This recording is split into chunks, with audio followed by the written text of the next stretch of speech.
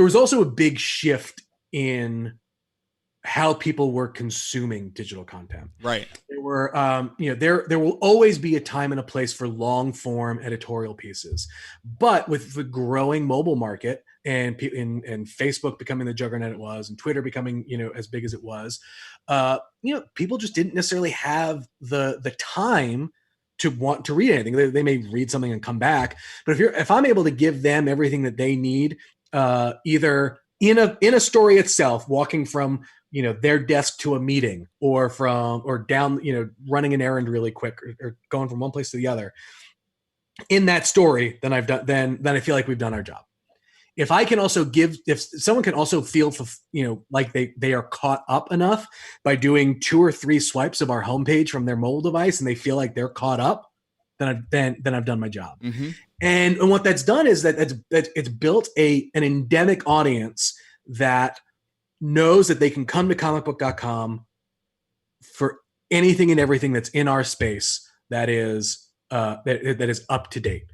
And so that was like the core, the core of what we do. And when did you guys? What year did you guys start? What year did you guys get founded? 2015.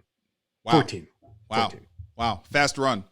Yeah. It was. I mean, look, it was. This took. Look, a ton of credit has to go to Shannon Terry, who, obviously Rivals, 24/7 Sports, all of it. Like he is a savant when it comes to seeing the trends, understanding the landscape, and making it work. Yeah. I have learned so much from him that it is just, he is someone I'm always asking questions to.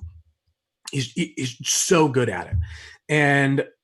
And so, and we knew, and there was also a period of time where, there was a bit of a Facebook boom where, the platform was growing very, very fast. And that was where we kind of stuck our flag in for a little bit to say, okay, we're going to, own this, a little bit for us. And then, we were able to kind of diversify a little bit. Right. So there was only so much straight superhero stuff that we can cover, but we know that there's so much audience overlap with a number of different things that still kind of fit. And you see it when you go to Comic-Con.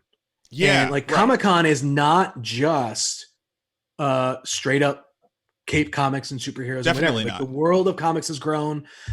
You've got, the horror comics, fantasy comics, and things like that. Not to mention, there's a lot of studios who want that, who want those eyeballs, and they want that audience because they know it's a diehard group of fans who are passionate about what they love.